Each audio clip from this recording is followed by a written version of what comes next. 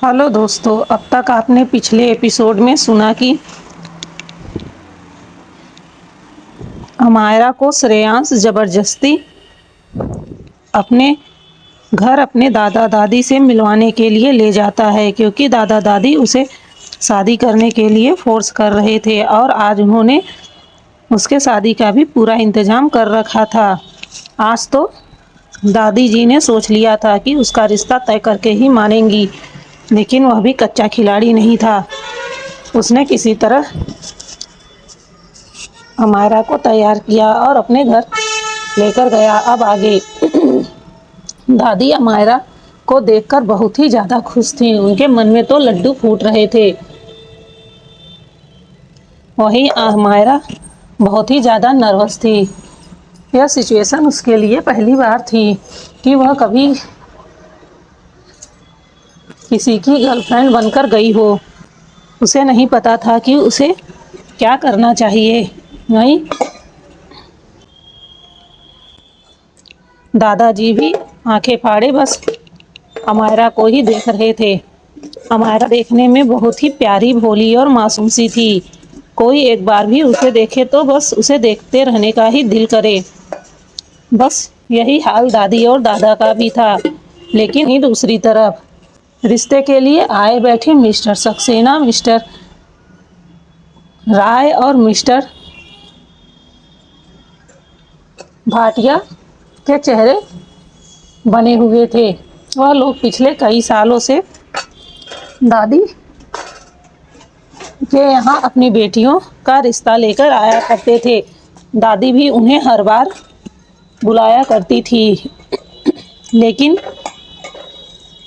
श्रेयांश हमेशा उन्हें यह कह के मना कर देता था कि उसका शादी में अभी कोई इंटरेस्ट नहीं है, और वह लोग भी शांति से चले जाते थे, क्योंकि उनको लगता था कि उनसे बेहतर फैमिली उन्हें कहीं नहीं मिलेगी। आज नहीं तो कल श्रेयांश जब शादी के लिए मान जाएगा तो उनमें से किसी एक की बेटी के साथ श्रेयांश की शादी तो हो ही जाएगी, और वह अपना लक आजमाने हमेशा ही दादी के एक बार ही बुलाने पे आ जाते थे। लेकिन आज श्रेयांश के साथ अमायरा को देखकर उनका तो सपना ही टूट गया था। इस समय वह जितना ज़्यादा गुस्से में अमायरा को देख रहे थे, उतना ही बेबसी उनको अपने प्लान के फ्लॉप हो जाने पर हो रहा था। उन्होंने तो सोचा था कि रायजादा फैमिली में शादी करके उनकी बेटी दुनिया पर राज करेगी, पर उन्हें यह उम्मीद नहीं थी कि उनके मंसूबों पर इस तरह पानी फिर जाएगा। वहीं श्रेयांश को इन सब से कोई मतलब नहीं था। उसने तो आराम से अपना फैसला सुना दिया था। लेकिन इन सबसे बुरा हाल उन लड़कियों का था जो वहाँ बैठी हुई थी। वह तो इतना ज़्यादा गुस्से में थी कि उनका बस चलता तो अभी के अभी वह अमायरा पर झपट पड़ती और उसके बाल खींच खींच कर मारना शुरू कर देती। वह कितना ज़्यादा सज धज कर आई हैं। पिछले 5 घंटे से मेकअप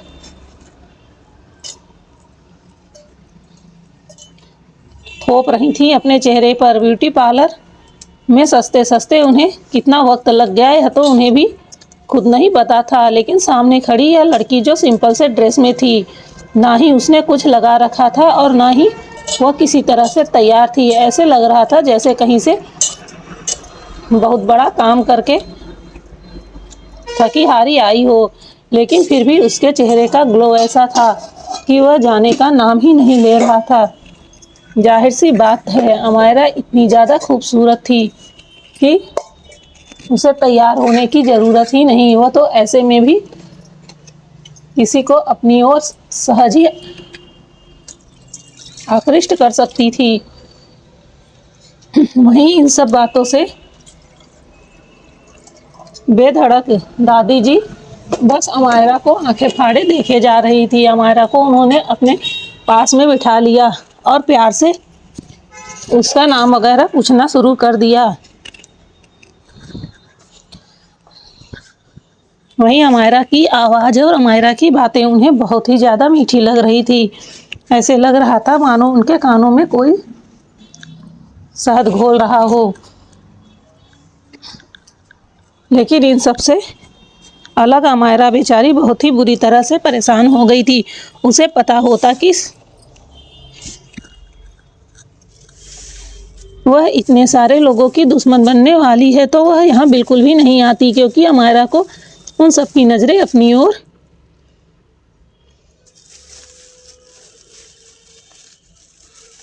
होने का एहसास पहले ही हो चुका था। वह समझ सकती थी कि उन लोग इस वक्त अपने मन में क्या सोच रहे होंगे। अमायरा ध्यान से श्रेयांश को देखती है और मन में सोचती है कि वैसे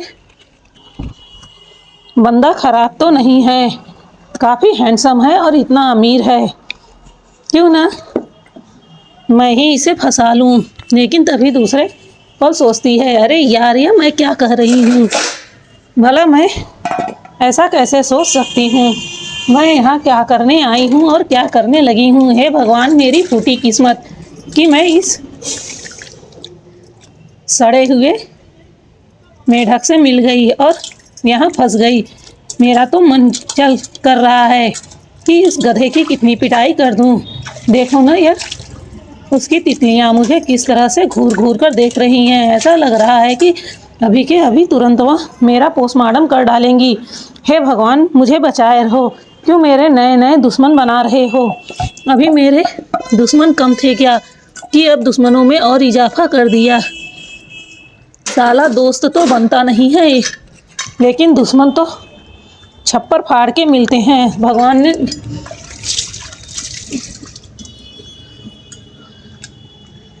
देते हैं तो सच में छप्पर फाड़ कर देते हैं। आज मुझे इस बात का एहसास हो रहा है। इतना बोलकर वह अपनी रोनी सी सूरत बनाकर शांति से बैठ जाती है, क्योंकि अब आगे उसे क्या करना है वह तो उसे भी नहीं पता। यह चिंपैंजी उसे जो इशारा करेगा वह कर देगी, क्योंकि पहले ही उसने समझा दिया था कि उसे नहीं पता कि किससे कैसे बात करनी चाहिए। तब तो इसने बड़े अच्छे से कहा था कि हाँ हाँ तुम बस चलो, मैं सब संभाल लूँगा। अब ले संभाले, मुझसे क्या पड़ी है। इतना कहकर वह आराम से बैठ जाती है। वहीं अब सभी लोग दादी के फैसले का इंतज़ार कर रहे थे। सिचुएशन बहुत ही ज़्यादा ऑकवर्ड हो गई थी। समझ नहीं आ रहा था कि आगे क्या होने वाला है। वहीं दादी जी सब जब देखती हैं कि सभी लोग उसकी ओर कैसे देख रहे हैं तो वह अपना चेहरा उनकी ओर घुमा लेती हैं और एक नकली हंसी हंसते हुए बोलती हैं, हे वो तो मेरे बच्चे को कोई लड़की पसंद आ गई। मुझे तो भरोसा ही नहीं हो रहा है। चलिए कोई बात नहीं, अब आप लोगों को परेशानी नहीं होगी। वैसे कितने सालों से आप लोग परेशान हो रहे थे और मैं ही आप लोगों को परेशान कर दे रही थी। लेकिन देखो ना, भगवान को कुछ और ही पसंद था। वह चाहते थे कि मैं अब आप लोगों को परेशान न करूं। यह तो कितनी अच्छी बात हो गई ना। उनकी बातों को सुनकर सभी लोग उन्हें ऐसे देख रहे थे मानो कि वह अपने आगे किसी पागल को देख रहे हैं। वह भला परेशान क्यों होंगे, वह तो अपनी गरज की वजह से यहाँ आ रहे थे। वहीं दादाजी जब देखते हैं कि उनकी वाइफ को सब कैसे घूर रहे हैं तो उन्हें उन सब पर बहुत ज़्यादा गुस्सा आता है। वह भले ही बूढ़े हो गए थे लेकिन अपनी वाइफ के लिए बहुत ही ज़्यादा पॉजिटिव थे।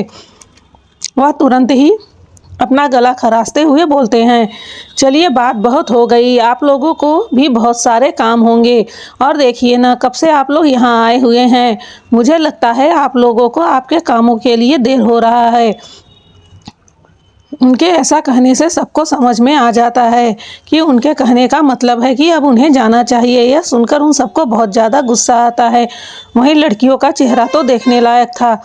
क्या दादाजी ने उन्हें जाने के लिए कहा। वह कितने अरमान से यहाँ आई थी और यहाँ है कि श्रेयांश ने उन्हें एक नज़र देखा भी नहीं। उन लोगों का मानना था कि वह एक नज़र उसे देख लेगा तो ज़रूर उनके ऊपर लट्टू हो जाएगा, लेकिन अब लगता है कि उनका कोई चांस नहीं। वह लोग अपनी उतरी हुई सूरत लेकर वहाँ से निकल जाते हैं। उनके जाने के बाद दादी जी बहुत ज़्यादा खुश हो जाती हैं, क्योंकि अब उन्हें अमायरा से बात करने के लिए टाइम मिल गया था। वह पूछती है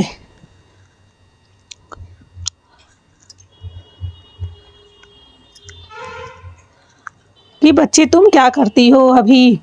तब अमायरा बताती है कि मैं अभी कॉलेज जाती हूँ। उसकी बातों को सुनकर दादी जी खुश हो जाती हैं और हंसते हुए बोलती है, हाँ हाँ हाँ, तुम बहुत ही प्यारी बच्ची हो, तुम मुझे बहुत ही पसंद आई। वैसे मुझे पता नहीं था कि मेरा नालायक पोता तुम्हें पसंद करेगा। तुम बहुत ही प्यारी हो और तुम मुझे बहुत पसंद हो। वहीं अमायरा जैसे ही यह सुनती है कि वह दादी को पसंद है तो उसका बेचारी का तो चेहरा देखने लायक था। उसने सोचा था कि जिस हालत में वह जा रही है जरूर दादी उसे पसंद नहीं करेंगी और जल्दी ही उसे छुट्टी मिल जाएगी इस बेवकूफ़ इंसान से। लेकिन ये क्या, दादी क्या बोल रही हैं। तभी श्रेयांश भी अमायरा के दूसरी साइड जाकर बैठ जाता है। जब दादी यह देखती हैं तो उनकी आंखें ही बड़ी हो जाती हैं। भला यह लड़कियों के बगल कैसे बैठने लगा। यह तो लड़कियों से कोसों दूर रहता है, उनकी तरफ एक नज़र उठाकर भी नहीं देखता है। लेकिन दादी को यह बहुत अच्छा लगता है। अगर उनका लड़का लड़कियों की ओर आकृष्ट हो रहा है तो बहुत अच्छा है, वरना तो उसने तो यह सोच लिया था कि उनका पोता कहीं गे तो नहीं है। अगर ऐसा होता तो उनके वंश का क्या होता, फिर उनका वंश आगे कैसे बढ़ता। लेकिन अब उन्हें बहुत ही ज़्यादा खुशी मिल रही थी।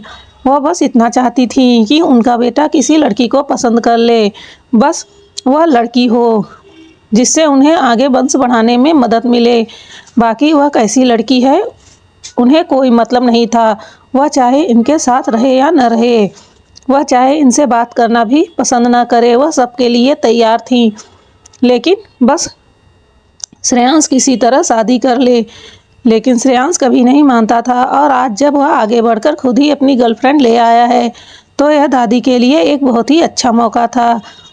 तभी अमायरा बोलती है, दादी जी अब मुझे चलना चाहिए।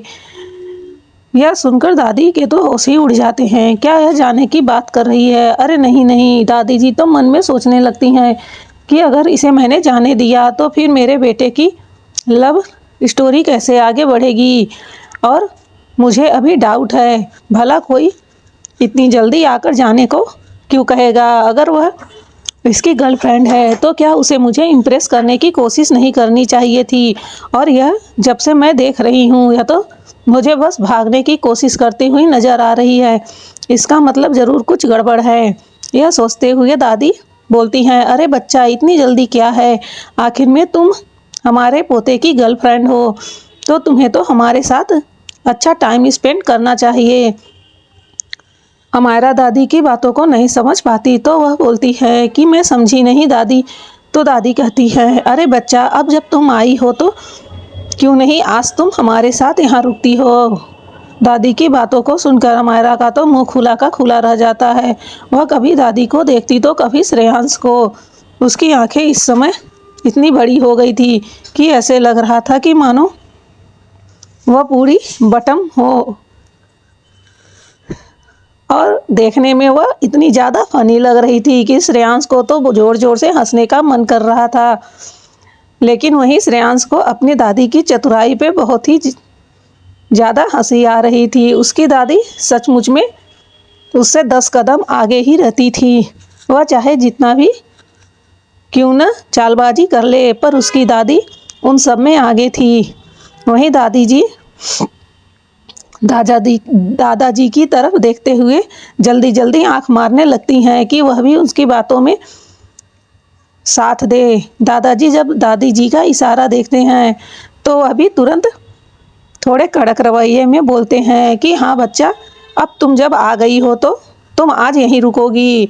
दादाजी की बात सुनकर तो अमायरा को रोने का मन करता है। इस वक्त लग रहा था कि वह अपना सर जमीन पर पीट ले। वह बहुत ही गुस्से के साथ श्रेयांश को देखती है और मन ही मन उसे गालियां देते हुए, गधा कहीं का, चिंपैंजी कहीं का, मुझे कहाँ लाके फंसा दिया। मेरा मन कर रहा है कि मैं तुम्हारा सर पटक पटक कर मारूं, तुम्हारे सारे बाल नोच कर तुम्हें गंजा कर दूं। अपने आप को बहुत ज़्यादा हैंडसम समझते हो ना, तुम्हारी सारी हैंडसम ता मैं निकाल लूं। पता नहीं इस समय अमायरा को इतना ज़्यादा श्रेयांश पर गुस्सा आ रहा था कि वह क्या क्या बोल रही है उसे खुद ही नहीं समझ में आ रहा था। वह भला यहाँ इन अनजानों के बीच कैसे रुक सकती है। ना तो वह उनके पोते को जानती है और ना ही दादी दादाजी को। कितना मुश्किल होता है ऐसे किसी अनजान के घर रुकना। और अगर यह लोग कोई चालबाज हुए तो उसका क्या होगा। अगर यह लोग कोई ह्यूमन स्मगलरिंग करने वाले हुए तब तो उसकी किडनी, उसका दिल, उसका फेफड़ा, उसका आँख, सब कुछ यह लोग बेच देंगे। अरे नहीं नहीं, ऐसा नहीं कर सकती है। मैं ऐसा कभी नहीं होने दूंगी अपने साथ। कितनी मुश्किल से दूसरा जन्म मिला है और भला मैं ऐसे कैसे फंस सकती हूँ। वह तुरंत अपनी जगह पर चौंक कर खड़ी हो जाती है। उसे ऐसे खड़ा होता देखकर उन लोगों को भी आश्चर्य होता है। वह भी जल्दी जल्दी खड़े हो जाते हैं अपनी जगह पर। वहीं श्रेयांश उसकी ओर आंखें छोटी करके देखने लगता है, क्योंकि अब तक वह उसके मन में चल रही बातों को समझ जाता है। वह उसके पास धीरे धीरे कर जाता है और बोलता है, छोटी चूहिया, तुम क्या सोच रही हो? क्या तुम्हारे दिमाग में भूसा भरा हुआ है? वहीं उसकी बातों को सुनकर अमायरा आश्चर्य से उसकी ओर देखने लगती है। क्या उसे मेरे दिमाग की बातें भी सुनाई पड़ती है? क्या मैंने जो जो सोचा उसने सब कुछ सुन लिया? अरे नहीं नहीं, अगर ऐसा हुआ तो वह अलर्ट हो जाएगा, फिर मैं कैसे भाग पाऊंगी।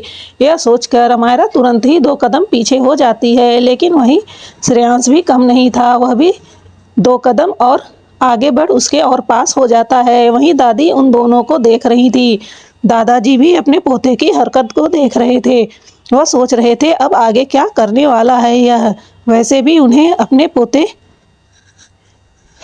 की कोई भी हरकत समझ नहीं आती थी। वह कब क्या कर दे उनके सोच के परे था। वहीं श्रेयांश अपनी आंखें और छोटी करते हुए उसे घूर कर देखने लगता है और कहता है, छोटी चूहिया, तुम्हारे मन में क्या चल रहा है? तुम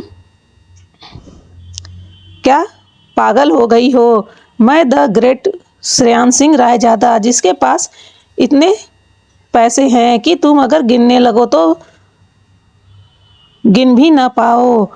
मैं तुम्हारे सोच से भी कहीं ज़्यादा अमीर हूँ। और तुम क्या सोच रही हो कि मैं तुम्हें बेच दूंगा? क्या सच में तुम्हारे पास दिमाग है? तुम्हें देखकर मुझे लगा नहीं था कि तुम इतनी ज़्यादा पागल हो। वहीं उसकी बातों को सुनकर अमायरा आश्चर्य में पड़ जाती है। अरे इसे कैसे मेरे मन की बातें सुनाई दी। फिर दूसरे पल वह भी सोचने लगती है, अरे हाँ, मैं कैसे ऐसे सोच सकती हूँ। यह तो खुद ही इतना ज़्यादा अमीर है तो इसे भला बॉडी पार्ट्स बेचने की क्या ज़रूरत है। मैं तो ऐसे ही डर गई थी। यह सोचते हुए वह अपने दिल की जगह पर अपना हाथ रख लेती है और एक लंबी सांस छोड़ती है। ऐसे लगता है जैसे मानो उसके दिल का बोझ उतर गया हो। वहीं दादी जी उसे ऐसा करते देखती है तो उसके पास जाकर उसके सर पर हाथ फेरते हुए बोलती हैं, बच्चा क्या हुआ? तुम इतनी ज़्यादा घबराई हुई क्यों हो? दादी जी की बातों को सुनकर अमायरा अपने दांत दिखाते हुए बोलती है, हे वो दादी जी, मैं तो बस ये सोच रही थी कि मैंने अपने घर पे किसी को नहीं बताया है, तो फिर मैं ऐसे कैसे रुक जाऊं। उसकी बातों को सुनकर दादी जी तुरंत बोलती है, अरे हाँ, यह तो तुमने सही बात कही है। आखिर में एक अच्छी बच्ची के यही संस्कार होते हैं। वह बिना अपने परिवार वालों को बताए ऐसे कैसे रुक सकती है। लाओ लाओ अपना फ़ोन दो, मेरी बात कराओ, मैं तुरंत तुम्हारे घर वालों से पूछती हूँ। वहीं दादी जी की जल्दीबाजी देखकर अमायरा का तो मुंह बन जाता है। क्या दादी सच में मुझे रोकने के लिए इतनी ज़्यादा डेस्परेट है कि वो मेरे घर वालों से बात करेंगी, जबकि उन्हें बिल्कुल भी नहीं पता है कि मेरे घर वाले कौन हैं। अब तो अमायरा को सच में अपना सर पीटने का मन कर रहा था। वह अपने घर वालों में से किससे बात कराएगी और क्या कहेगी। वैसे भी उसके माँ बाप है ही नहीं, और दादी दादा तो शैतान के दूसरे नाम हैं। अगर उन्हें ऐसे पता चला कि मैं ऐसे किसी अनजान व्यक्ति के घर में रुकी हूँ, तब तो वह पता नहीं कौन सा पहाड़ बनाएगी और घर में कौन सा भूचाल आएगा, यह सब सोचते हुए अमायरा तुरंत ही अपने होश में आती है और वह बोलती है कि अरे नहीं नहीं दादी जी, ऐसी कोई बात नहीं है। वैसे इस वक्त घर में मेरे परिवार वाले नहीं हैं, वह कहीं बाहर घूमने गए हैं, इसलिए मैं उन्हें परेशान नहीं करना चाहती हूँ। मैं उन्हें मैसेज कर दूंगी। वहीं श्रेयांश उसकी चतुराई को देखकर देखता ही रह जाता है। उसे अच्छे से पता था कि उसकी घर से बिल्कुल भी नहीं बनती और वह अपने घर से बाहर अपने दूसरे विला में रहती है, क्योंकि अब तक श्रेयांश उसके पीछे हाथ धोकर पड़ चुका था और उसे जितनी जानकारी मिल सकी उतना हासिल कर चुका था। वैसे उसके बारे में कुछ खास तो पता नहीं चला था, उतना ही पता चला था जितना दुनिया के सामने था। लेकिन फिर भी जब भी श्रेयांश अमायरा को देखता था तो उसे ऐसा लगता था कि जो दिखाई दे रहा है वह हकीकत नहीं है, हकीकत कुछ और ही है। लेकिन जो भी हो, जब यह लड़की उसे पसंद है तो यह उसे हाथ से तो बिल्कुल भी जाने नहीं देगा। जिंदगी में पहली बार उसे कोई पसंद आया तो भला वह इसे इतनी आसानी से कैसे जाने दे सकता था। नहीं दादी जी जब यह सुनती हैं कि वह मैसेज कर देगी तो वह खुश हो जाती हैं और कहती हैं चलो कोई बात नहीं, तुम उन्हें मैसेज कर दो। तभी दादी जी सोचती हैं कि कहीं यह फिर से भागने का कोई प्लान न बना ले, क्योंकि उन्हें अब तक मायरा को देखकर अंदाजा लग गया था कि उसका बिल्कुल भी रुकने का मन नहीं है। लेकिन फिर भी दादी जी उसे यहीं रोकना चाहती हैं। तो वह तुरंत कहती हैं कि अरे बच्चा, तुम देखो कैसे थकी हुई है और तुम्हारे ड्रेस भी थोड़े गंदे से लग रहे हैं। क्या तुम ठीक हो? मुझे लगता है कि तुम्हें जाकर थोड़ा फ्रेश हो लेना चाहिए और आराम करना चाहिए। मैं अभी तुम्हारे लिए कुछ अच्छा सा खाने को बनवाती हूँ। इतना कहकर दादी बिना कुछ सुने जल्दी से वहाँ से भाग जाती हैं, क्योंकि उन्हें पता था कि अगर वह यहाँ 1 मिनट भी रुकी तो फिर से अमायरा नानुकुर करने लगेगी और अगर वह यह कह के भाग जाएंगी तो उसे मजबूरी में रुकना ही पड़ेगा। वहीं दादाजी अपनी बीबी की चतुराई देखकर दंग रह जाते हैं। उन्हें उनकी हर एक हरकत अच्छे से पता थी। अब दादाजी बेचारे भी कुछ नहीं कर सकते हैं। अगर उनकी बीबी ने सोच लिया है कि वह अमायरा को यहाँ रोकेगी तो रोकेगी, इसमें वह कुछ नहीं कर सकते हैं। वह श्रेयांश को बोलते हैं कि जाओ जाकर बच्चे को गेस्ट रूम दिखा दो, जिससे वह थोड़ा रेस्ट कर ले। इतना बोलकर दादाजी भी जल्दी जल्दी दादी के पीछे चले जाते हैं। दादी इस वक्त किचन की तरफ गई थी, जिससे वह सर्वेंट से कह सके कि बच्ची के लिए कुछ अच्छा खाने को तैयार कर सके। दादी बहुत ज़्यादा खुश थी। वहीं दादी जी के चेहरे पर खुशी देखकर दादाजी को भी बहुत अच्छा लगता है। तभी श्रेयांश अमायरा को लेकर अपने कमरे की ओर जाने लगता है।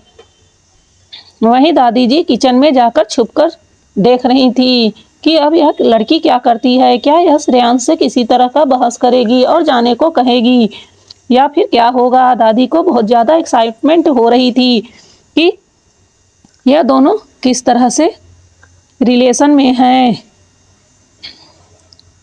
अगर वह सामने रहेंगी तो यह खुलकर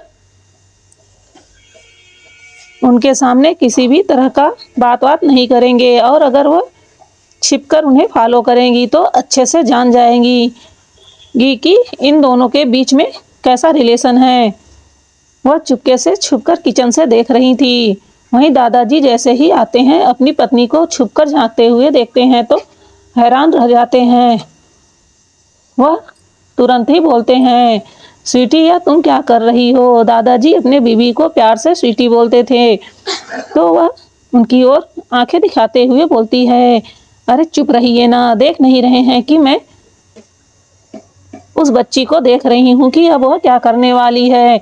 और वैसे आप क्या कर रहे हैं? जल्दी हटिए मेरे सामने से और इधर आइए, आप भी देखिए। इतना कहकर दादी उन्हें जल्दी से सामने से खींचकर अपने पीछे कर लेती हैं और फिर से छुपकर वह छोटी सी जाली से झांक कर देखना शुरू कर देती हैं। वहीं अमायरा श्रेयांश को घूर घूर कर देख रही थी। ऐसे लग रहा था मानो वह उसकी जान निकाल लेगी। वहीं श्रेयांश मन ही मन मुस्कुरा रहा था। उसे इस वक्त अमायरा के चेहरे को देखकर बहुत ही ज्यादा हंसी आ रही थी। वह तो मन ही मन अपने दादी को कई बार लव यू भी कह चुका था। उसकी दादी ग्रेट है, उसकी दादी बहुत ही ग्रेट है। अरे जो काम वो नहीं कर सका वह उसकी दादी ने कर दिया। इस समय तो श्रेयांश के मन में लड्डू फूट रहे थे, पर वह अपने चेहरे के इंप्रेशन को बिल्कुल नॉर्मल बनाए हुए था। उसे देखकर बिल्कुल भी नहीं लग रहा था कि वह क्या सोच रहा है। तभी अमायरा बोलती है कि देखो, मैं यहाँ इस तरह से नहीं रुक सकती हूँ। मुझे नहीं पता है कि आप लोग कौन हैं।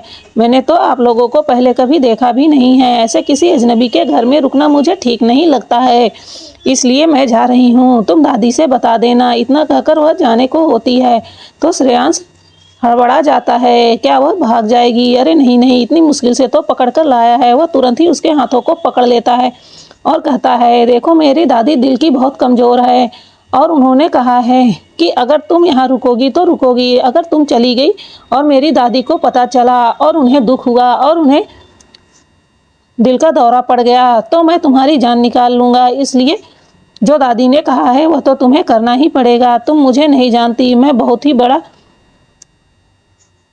क्रूएल इंसान हूँ और मैं अपनी दादी से बहुत ज़्यादा प्यार करता हूँ। वहीं उसकी बातों को सुनकर अमायरा तो आश्चर्य से उसे देखने लगती है। अरे मेरे जाने से दादी को दिल का दौरा क्यों पड़ेगा? भला मैं उनकी कौन हूँ? मैं एक अनजान शख्स हूँ जिसे दादी अभी अभी मिली हैं। उसे इस वक्त श्रेयांश के ऊपर बहुत ज़्यादा गुस्सा आ रहा था। इससे पहले कि वह दोबारा कुछ बोलती, श्रेयांश तुरंत जल्दी से उसका हाथ पकड़कर उसे खींचते हुए आगे बढ़ जाता है। वह उसे इस वक्त अपने कमरे की ओर ले जा रहा था। वहीं दूसरी ओर दादी जो चुपके से छिपकर सब कुछ देख रही थी। जब वह श्रेयांश को, उस लड़की को अपने कमरे की ओर ले जाते देखती हैं तो वह अपने मुंह पे हाथ रख लेती हैं और कहती हैं, अरे बाप रे, मेरा पोता सच में प्यार में पड़ गया है। देखो देखो जी, वह कैसे उसे लड़की को अपने कमरे में ले जा रहा है। आज तक कभी कोई उसके कमरे में नहीं गया है और किसी भी व्यक्ति के उसके कमरे में जाने पर वो तो तूफान ही ला देता है। तुम्हें याद है पिछली बार उसकी बुआ आई थी, वह भूल से उसके कमरे में चली गई थी तो उसने कितना ज़्यादा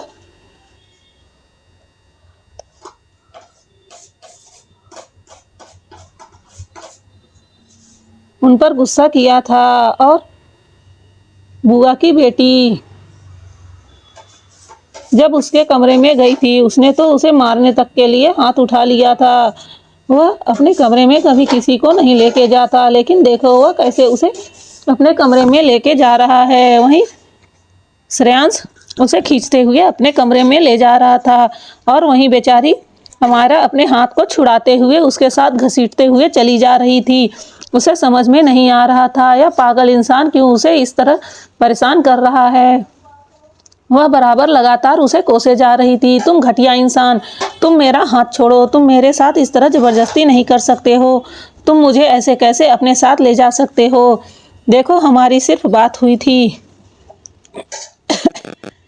कि मैं तुम्हारे गर्लफ्रेंड बनने की एक्टिंग करूंगी, ना कि मैं सच में तुम्हारी गर्लफ्रेंड बन जाऊंगी। वह लगातार उसके हाथों पर मारे जा रही थी, लेकिन श्रेयांश उसे तो कोई फर्क नहीं पड़ रहा था। वह तो उसे अब किसी तरह जाने नहीं देने वाला था। उसकी दादी ने आर्डर जो दे दिया था, अब तो वह अपने दादी के बहाने इस लड़की को थोड़ा सबक जरूर सिखाएगा। कब से वह उसके साथ इतने अच्छे से ट्रीट कर रहा है और यह लगातार उसे कोसे जा रही है और अब हद तो ये हो गई कि वह उसकी पिटाई भी कर रही है।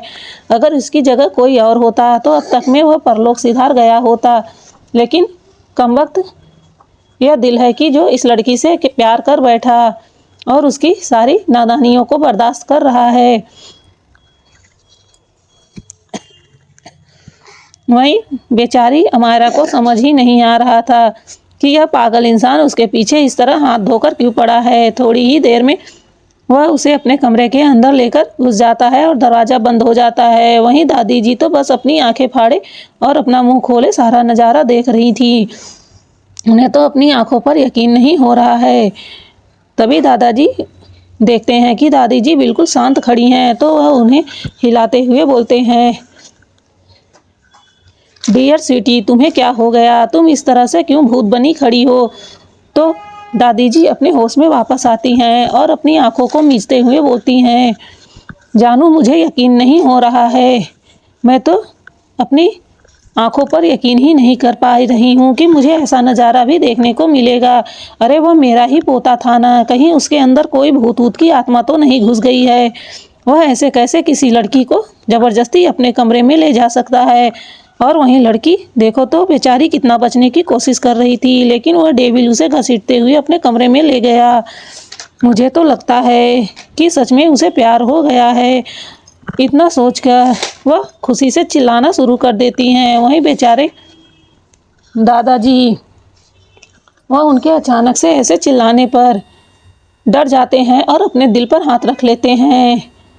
वह अपनी उस पागल बीबी को देख रहे थे जो खुशी से नाच रही थी। वह अपने लंबी लंबी सांस लेते हुए कहते हैं, स्वीटी, तुमने तो आज मेरी जान ही निकाल ली थी। भला इस तरह कोई कैसे खुश हो सकता है? अरे मैं भी इतना ज़्यादा खुश हूँ, लेकिन तुम जिस तरह से चिल्लाई थी, एक पल के लिए मुझे लगा कि तुम्हें क्या हो गया और मेरी जान ही निकलने वाली थी। वहीं दादाजी की तरफ देखते हुए कहते हैं, अरे आप क्या जाने इंजॉय कैसे किया जाता है। देखिए, जब कोई खुश होता है तो इसी तरह से इंजॉय करता है। इतना कहकर वह अपने दोनों हाथ ऊपर करके डांस करना शुरू कर देती हैं। वहीं सारे नौकर उन्हें देख रहे थे। उन लोगों को इस तरह अपनी मालकिन को करते देखकर बहुत ज़्यादा हंसी आ रही थी और खुशी भी मिल रही थी। उनकी मालकिन एक जिंदा दिल इंसान थी।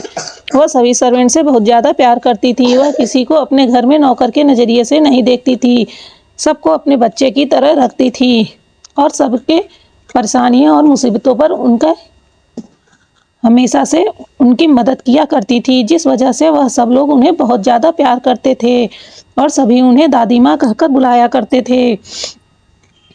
वहीं दादाजी अपनी बीवी से बहुत ज़्यादा प्यार करते थे। उन्हें कभी भी अपनी बीवी की कोई हरकत ख़राब नहीं लगती थी, चाहे वह कोई भी हरकत क्यों ना करें। अब चलिए हम दादाजी के बारे में जान लेते हैं। श्रेयांश के दादा, जिनका नाम अमरेंद्र सिंह रायजादा है, और इनकी पत्नी महिमा सिंह रायजादा, इन दोनों की लव मैरिज हुई थी और इनकी लव मैरिज भी बहुत अनोखी थी। अमरेंद्र सिंह रायजादा एक बहुत ही क्रूअल हार्टेड बिजनेसमैन थे और वह माफिया से भी बिलोंग करते थे, जिस वजह से कभी कोई उनसे उलझने की कोशिश नहीं करता था। एक दिन अचानक से वह महिमा जी को बारिश में डांस करते हुए देख लेते हैं। बस यह उसी वक्त उनका दिल धड़कना शुरू हो जाता है और वह महिमा जी पर फिदा हो जाते हैं। लेकिन वह महिमा जी के कितना भी आगे पीछे घूमते हैं, पर महिमा जी एक स्ट्रेट फॉरवर्ड लड़की थी। वह उन्हें कभी भी अपने आसपास भटकने नहीं देती थी, जिस वजह से वह उनके ही कॉलेज में एडमिशन करके उनके साथ ही पढ़ने लगे थे और पूरे 5 साल लगे थे उन्हें पटाने में। वहीं सभी को पता चल चुका था, पूरे शहर में पता था कि महिमा जी उनकी वूमेन है। इसलिए जब पूरे शहर को पता चला कि यह अमरेंद्र सिंह रायजादा की वूमेन है, तो कभी किसी ने उनकी ओर आंख उठाकर देखने की कोशिश नहीं की। उनके पिताजी को यह लड़का अपनी बेटी के लिए बिल्कुल भी पसंद नहीं था। वहीं महिमा जी भी एक अमीर खानदान से बिलोंग करती थी। उनके पिता अपनी बेटी को जानते थे। वह बहुत ही मासूम, प्यारी और चुलबुली सी थी। हंसना खेलना और सबको हंसाना, बस उसकी लाइफ यही थी। लेकिन वह इतनी भी ज़्यादा मासूम नहीं थी। वह अपनी सुरक्षा और अपनों की सुरक्षा करना जानती थी। लेकिन वहीं दूसरी ओर अमरेंद्र सिंह, जो एक डेविल के नाम से जाने जाते थे, वह नहीं चाहते थे कि उनकी बेटी एक ऐसे इंसान के साथ बन जाए जो हार्टलेस है और जो एक बार भी किसी को मारने से पहले नहीं सोचता है। उनकी बेटी की मासूमियत छिन जाएगी, यही सब सोचकर वह इस रिश्ते के बिल्कुल खिलाफ थे। वहीं अमरेंद्र सिंह, वह तो बस अब किसी भी कीमत पर महिमा जी को हासिल करना चाहते थे। इस वजह से उन्होंने पूरे जगह यह ऐलान करवा दिया था कि अगर जो कोई भी उनकी लेडी से शादी करने की कोशिश करेगा, वह उन्हें जान से मार देंगे और उनकी पूरी फैमिली को ऐसे गायब कर देंगे जैसे दुनिया में वह लोग सरवाइव ही नहीं कर रहे थे। उनकी इस धमकी को सुनकर कभी किसी ने उनकी बेटी का रिश्ता अपने बेटे के लिए नहीं माना। इस वजह से अब महिमा जी के पिता को भी टेंशन होने लगी थी। थक हार का अंत में उन्होंने महिमा जी के रिश्ते के लिए मंजूरी दे दी। वहीं 5 साल तक लगातार महिमा जी के आगे पीछे घूमते रहने की वजह से धीरे धीरे महिमा जी को भी अमरेंद्र जी से प्यार हो गया। महिमा जी बहुत ही प्यारी और मासूम सी थी। अमरेंद्र जी उन्हें बिल्कुल किसी बच्चे की तरह पैम्पर करते थे और अपनी शादी के बाद तो वह बिल्कुल ही बदल गए। वह उन्हें किसी छोटे बच्चे की तरह पैम्पर करते थे और आज तक बुढ़ापा आ गया, लेकिन वह अब भी उन्हें उतना ही प्यार करते हैं और इसी तरह से पैम्पर करते हैं। वह जो भी बात बोलती हैं, वह उनकी हर बात को मानते हैं। वह उनकी कभी किसी बात को नज़रअंदाज नहीं करते हैं। वहीं वह यह भी अच्छे से जानते हैं कि उनकी वाइफ जितनी ज़्यादा चंचल और शैतान है, उतनी ज़्यादा बुद्धिमान भी है। वह कभी कोई गलत फैसला नहीं लेती थी। इसी वजह से शायद वह लोग हर कदम पर बढ़ते ही चले गए और ऊंचाइयों को छूते चले गए। और उसी की गनीमत यह थी कि आज वह एशिया के टॉप नंबर 1 के बिजनेसमैन की सूची में आते थे। और वैसा ही उनका बेटा और उनका पोता था। लेकिन उनका बेटा किसी हादसे में मारा गया, जिस वजह से उन लोगों का परिवार एक बार फिर से बिखर गया था। लेकिन यह महिमा जी की ही हिम्मत थी जो फिर से एक बार उन्होंने मुस्कुराना सीखा और अपने पति के होठों पर मुस्कुराहट ला दी। अगर वह अपने दुखों को भूलकर ऐसा न करती तो शायद वह लोग एक दर्द भरी जिंदगी जी रहे होते। इन्हीं सब कारणों से वह अपनी बीवी से बहुत ज़्यादा प्यार करते थे, क्योंकि वह जानते थे कि उनकी बीवी उनसे कितना प्यार करती है, जिस वजह से वह अपने बेटे के दुख को भी भुलाकर हमेशा उनके होठों पर मुस्कुराहट बनवाए रखती हैं। वहीं जब महिमा जी इतनी ज़्यादा खुश हैं तो अब उनका भी फर्ज बनता है कि वह उनकी खुशियों को बनाए रखें। फ्लैशबैक एंड होता है और अमरेंद्र जी अपने सोच से बाहर आते हैं। वह अपने बीबी को इस तरह खुश होता देखकर बहुत ज़्यादा खुश थे। भला अब कौन हस्बैंड हो जो अपनी बीबी को जान से भी ज़्यादा चाहता हो और अपनी बीबी को इस तरह खुश देखकर खुश नहीं होगा। वहीं रूम में श्रेयांश अमायरा को फ्रेश होने के लिए कह देता है और तुरंत ही उसके लिए कुछ कपड़े ऑर्डर कर देता है। जब तक अमायरा फ्रेश होकर आती है तब तक सर्वेंट कपड़ा लेकर भी आ जाता है। वह उसे कपड़े दे देता है। अमायरा जब उन कपड़ों को पहनती है तो उसकी आंखें ही बड़ी हो जाती है। अरे बाप रे, यह इतना फिट कैसे है? क्या उसने मेरे शरीर को नापा तोला है? अरे नहीं नहीं, ऐसे कैसे हो सकता है? उसने तो मुझे छुआ भी नहीं है। क्या उसकी नज़रें इतनी ज़्यादा तीखी हैं कि वह देखकर ही मेरे फिगर को देखकर ही मेरा नाप समझ सकता है? छी छी, कितना घटिया इंसान है। जरूर मेरे बारे में अपने मन में कुछ उल्टा सीधा ही सोचता होगा, वरना इतना सटीक मेजरमेंट वाला कपड़ा वह मेरे लिए कैसे भेजता। यही सब सोचकर उसे और गुस्सा आने लगता है। लेकिन कपड़ा बहुत ही ज़्यादा प्यारा था। कपड़े को देखकर उसके होठों पर प्यारी सी मुस्कुराहट आ जाती है और वह फिर से मन में सोचती है, वैसे बंदा खराब नहीं है, कितना प्यारा कपड़ा पसंद किया है, इसकी चॉइस का तो कहना ही नहीं, क्या खूब पसंद करता है। अगर कभी मेरी इससे शादी हुई तो मैं तो अपने सारे शॉपिंग इसी से करवाऊंगी। यह सोचकर वह मुस्कुराने लगती है। फिर तभी अचानक से सोचती है, छी छी, यह मैं क्या सोचने लगी। अरे मैं इससे क्यों शादी करने लगी, यह मेरे लिए एक अजनबी है। हे भगवान, हमारा तू क्या ऊट पटांग सोचती है। इतना कहकर वो अपने सर पे अपने हाथों से ही टकली मार लेती है और बोलती है कि यह अपने दिमाग में ऊट पटांग बातें सोचना बंद कर हमारा, वरना तेरा क्या होगा। इतना कहकर वह अपने कपड़े चेंज करके वॉशरूम से बाहर आती है तो श्रेयांश बस उसे देखता ही रह जाता है। वह इस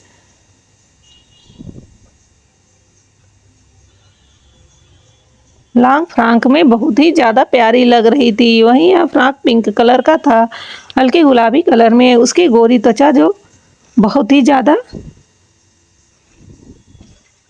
गोरी थी, एकदम किसी फूल की तरह खिलकर आ रहा था। श्रेयांश तो बस अपनी पलकें झपकाना ही भूल जाता है और वह उसे एक टक निहारता रहता है। वही हमारा धीरे धीरे उसके पास आ चुकी थी। वह उसे इस तरह से देखता हुआ पाती है तो अपनी आंखें छोटी कर उसे ध्यान से देखने लगती है। फिर तभी वह जोर से आवाज में बोलती है, मिस्टर रायजादा। उसकी ऐसी आवाज सुनकर वह जोर से चौंक जाता है और जल्दी से हड़बड़ाकर इधर उधर अपनी नजरें फेर कर देखने लगता है। तो वह हंसते हुए बोलती है, क्या हुआ, क्या आप डर गए, क्या आप डरते भी हैं। उसकी बातों को सुनकर श्रेयांश अपना मुंह बना लेता है और बोलता है, वह मैं डरा कहाँ था, वह तो तुम मेरे कान के पास इतनी जोर से चिल्लाई थी कि मुझे लगा कि मेरे कान का पर्दा फट जाएगा। भला कोई ऐसे जंगली बिल्ली की तरह चिल्लाता है क्या। उसकी बातों को सुनकर हमारा का मुंह बन जाता है। वह मुंह बनाते हुए बोलती है, ओह मैं कोई जंगली बिल्ली नहीं हूँ, और भला मैं क्यों न चिल्लाऊं जब तुम मुझे अपनी आंखें फाड़ कर इस तरह से देख रहे थे। भला ये तो बताओ कि तुम मुझे ऐसे क्यों देख रहे थे, क्या तुम्हारा कुछ और इरादा है। वहीं उसकी बातों को सुनकर श्रेयांश के होठों पर डेविल मुस्कान आ जाती है। वह धीरे धीरे कर समारा की ओर बढ़ने लगता है। वहीं अचानक से रूम का वातावरण चेंज हो जाता है। वह रूम जहाँ अभी हमारा उससे नॉर्मल बिहेव कर रही थी, वहीं श्रेयांश को इस तरह से अपनी ओर आता देखकर थोड़ी सी घबरा जाती है और वह मन में सोचने लगती है, अरे बाप रे, इसके मन में क्या चल रहा है। कहीं यह मुझे बलि का बकरा तो नहीं समझ रहा है कि पहले सजा धजा कर खिला पिला कर फिर उसे हलाल किया जाए। अरे नहीं नहीं, ऐसा कैसे हो सकता है। मैं इसे बिल्कुल भी अपने करीब नहीं आने दे सकती हूँ। वह देखती है कि अब भी श्रेयांश उसकी ओर उसी तरह से देखते हुए आ रहा था। इस समय उसके देखने का नजरिया कुछ अलग ही लग रहा था। अमायरा घबरा जाती है। वह जल्दी से उससे दूर हो जाती है। वहीं श्रेयांश जब उसे डरता हुआ इस तरह से देखता है तो वह अंदर ही अंदर हंसने लगता है और बोलता है कि पागल कहीं की, किस तरह से मुझसे डर रही है। ऐसे लग रहा है जैसे मैं कोई गुंडा मवाली हूँ। लेकिन वह अपने चेहरे पर कुछ भी शो नहीं करता है और वह अब भी उसी तरह से देखते हुए उसके पीछे पीछे जाने लगता है। वहीं अमायरा घबराते हुए बोलती है, देखो देखो, तुम इस तरह मेरे पीछे क्यों आ रहे हो, क्या सच में तुम पागल हो गए हो। देखो मैंने पहले ही कह दिया है, अगर तुम्हारे मन में कोई ऊट पटांग ख्याल चल रहा है तो उसे निकाल दो, वरना मैं तुम्हारी जान लेने में 1 मिनट का भी देर नहीं लगाऊंगी। पागल कहीं का। लेकिन श्रेयांश कुछ नहीं बोलता। वह लगातार उसी तरह उसके पास चला आ रहा था। यह देखकर अमायरा घबराते हुए कहती है, पागल इंसान, क्या तुम अपने होश में हो? यह कहकर वह अपने हाथों को जोर जोर से उसकी आंखों के सामने हिलाने लगती है और बोलती है कि देखो, मुझे लगता है तुम्हारे दिमाग में गंदे गंदे ख्याल आ रहे हैं। मैंने पहले ही बता दिया है, मुझे कमज़ोर मत समझना, वरना मैं तुम्हारी जान निकाल लूंगी। और पागल व्यक्ति, तुम ऐसे कैसे देखते हुए मेरी ओर बढ़ रहे हो? दूर हटो, मुझसे दूर हटो। इतना कहकर वह उसे जोर से धक्का देती है। वहीं श्रेयांश, जो फुल मूड में उसे परेशान करने के लिए ऐसा कर रहा था, अचानक से उसके धक्का देने पर लड़खड़ाकर पीछे गिर जाता है और उसके गिरते ही अमायरा जोर जोर से हंसने लगती है। वहीं श्रेयांश अपनी आंखें बड़ी कर उसे घूर घूर कर देखने लगता है।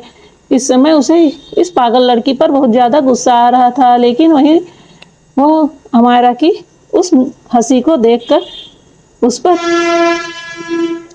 से अपनी नजरें ही नहीं हटा पाता। इस वक्त अमायरा हंसते हुए बिल्कुल किसी प्यारी सी एंजल की तरह लग रही थी। वह बहुत ही ज़्यादा खूबसूरत लग रही थी।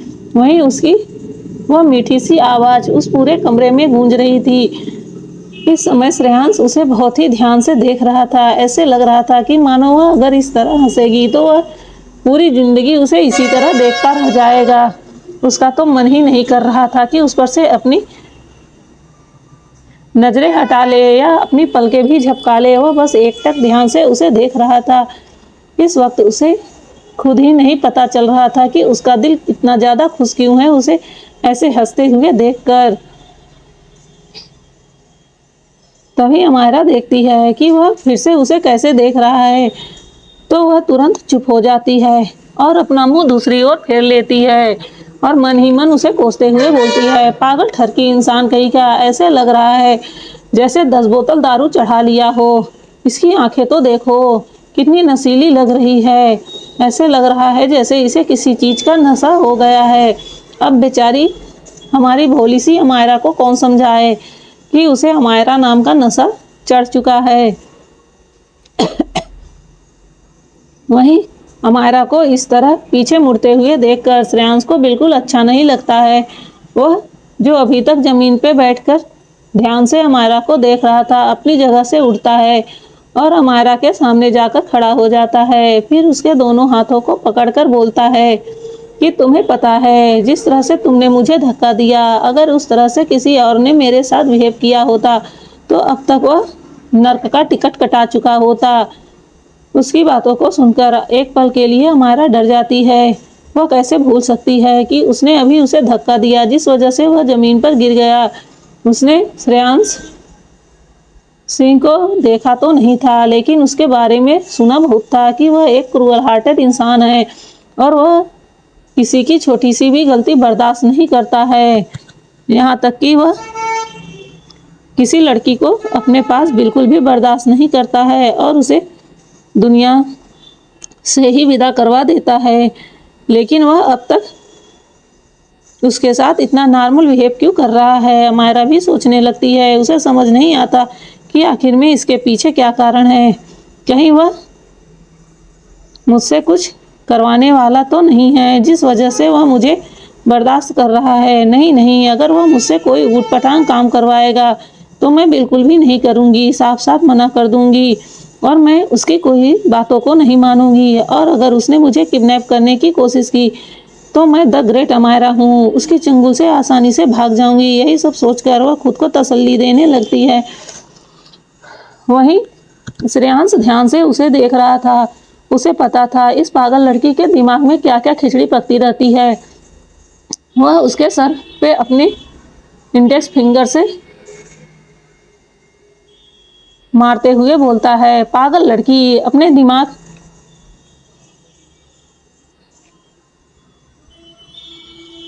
की फिर से रिपेयरिंग करवा लो। मुझे लगता है कि यह सही से काम नहीं करता है, यह खराब हो चुका है। उसकी बातों को सुनकर वह अपनी आंखें छोटी कर देखने लगती है। उसके कहने का क्या मतलब है? क्या यह कोई गाड़ी है?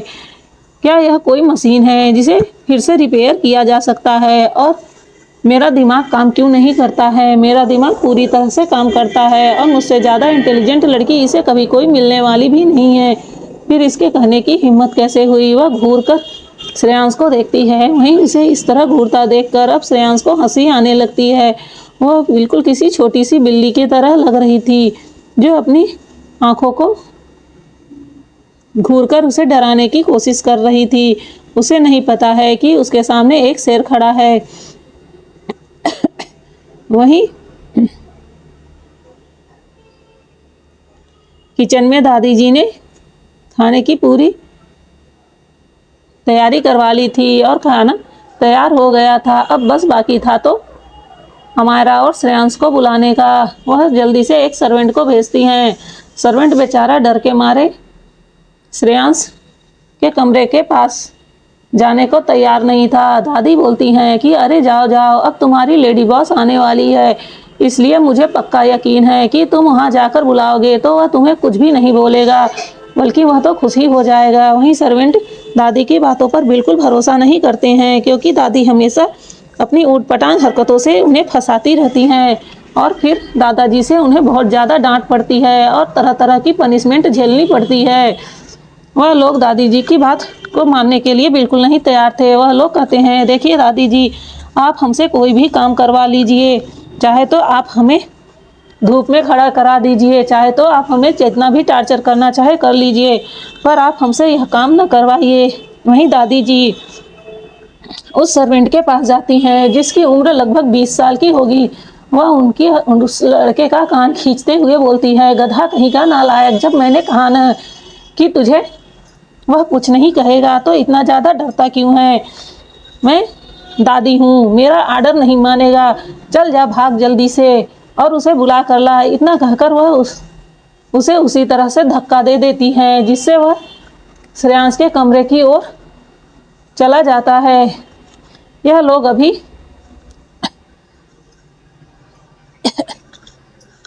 श्रेयांश के आने का इंतजार कर रहे थे, लेकिन जब देखते हैं कि काफ़ी देर हो गया और वह नहीं आ रहा है तो दादी को लगता है कहीं यह लड़का उस लड़की को भूखे ही न मार डाले और वह भूख के वजह से यहाँ से भाग जाए।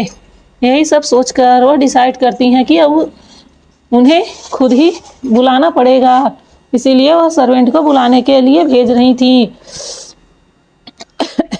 बेचारा दादी जी का आर्डर पाकर वह सर्वेंट डरते डरते श्रेयांश के रूम के पास जाता है और एक बार हाथ उठाता है दरवाज़ा को नॉक करने के लिए, लेकिन दूसरी बार डर के मारे अपना हाथ नीचे कर लेता है।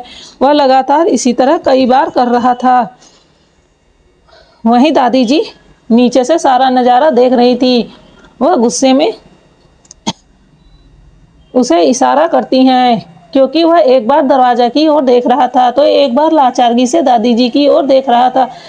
जब दादी जी का गुस्सा वह देखता है तो वह धीरे से दरवाजे पर नॉक करता है, लेकिन उसने इतना धीरे किया था कि अंदर उन लोगों को कुछ सुनाई ही नहीं पड़ा। तभी दादी जी उसे घूर कर देखती हैं और फिर गर्दन पर ऐसे हाथ फिराती हैं मानो उसकी गर्दन काट डालेंगी। यह देखकर वह डर जाता है। आखिर में वह अपनी डेविल दादी को कैसे नहीं जानता है। वह ऐसे ऐसे पनिशमेंट देती थी कि बेचारे कई कई दिनों तक रोते रहते थे। वह उन लोगों को मारती पीटती नहीं थी, लेकिन इतना ज़्यादा परेशान करती थी कि वह दोबारा ऐसी हरकत कभी नहीं करते थे। वहीं वह अब की बार थोड़ा तेज से दरवाज़ा पीटता है तो दूसरी तरफ श्रेयांश की आवाज़ आती है, कौन है? उसके इतना कहते ही वह बेचारा डर से ऊपर से नीचे तक कांप जाता है। फिर वह किसी तरह हकलाते हुए कहता है, छोटे छोटे मालिक, दादी जी नीचे खाने के लिए बुला रही हैं। उसकी बातों को सुनकर श्रेयांश को याद आता है कि उसकी जंगली बिल्ली ने अभी तक कुछ खाया नहीं है। पता नहीं सुबह वह कुछ खा पी कर निकली थी कि नहीं निकली थी, उसे खाने की ज़रूरत है। यह सोचकर वह तुरंत ही सर्वेंट को कहता है, ठीक है जाओ, मैं अभी आ रहा हूँ। वहीं सर्वेंट जैसे ही यह सुनता है वह तो 100 की स्पीड में ऐसे भागता है जैसे उसके पीछे कोई पागल कुत्ता पड़ा हो। वह नीचे आकर लंबी लंबी सांस लेते हुए अपने सीने पे हाथ रखते हुए दादी जी से कहता है, दादी जी बच गए आज। छोटे मालिक ने गुस्सा नहीं किया, उन्होंने कहा कि मैं आ रहा हूँ। उसकी बातों को सुनकर दादी के होठों पर प्यारी सी मुस्कुराहट आ जाती है और वह जोर से चिल्लाते हुए बोलती है, अरे मेरा पोता बदल रहा है, अरे सुनो सुनो गांव वाले, मेरा पोता बदल रहा है। फिर तभी वह अपने सभी सर्वेंट को कुछ सिखाने लगती हैं। अब जब उनका पोता बदल रहा है तो वह अपने इस बदलाव को अपने हाथों से कैसे जाने देंगी। वह इस वक्त अमायरा के लिए जरूर कुछ न कुछ प्लानिंग कर रही थी, जिससे अमायरा घर से जा न पाए, क्योंकि उन्हें पता था जैसे ही वह खाना खा लेगी फिर से जाने की बात कहेगी। वहीं जैसे ही सारे सर्वेंट दादी जी की बातों को सुनते हैं, उन्हें तो भरोसा नहीं होता कि उनकी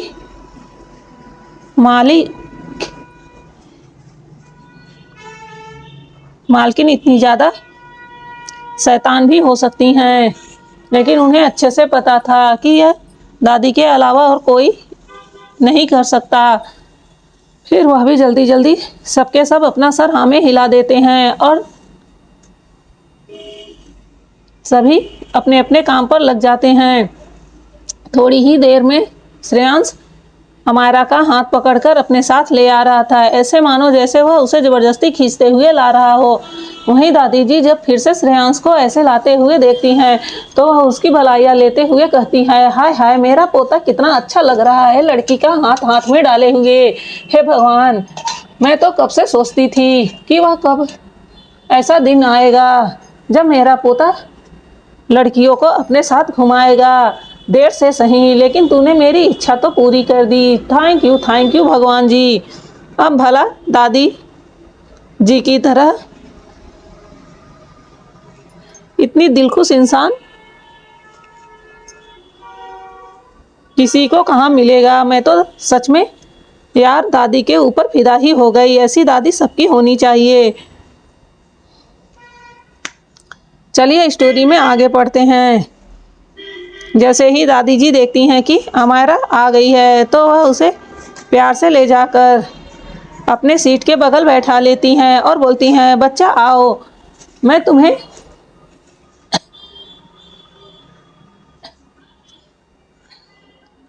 अपने हाथों से खाना खिलाती हूँ। वहीं अमायरा दादी की यह बात सुनकर आश्चर्य से उनकी ओर देखने लगती हैं।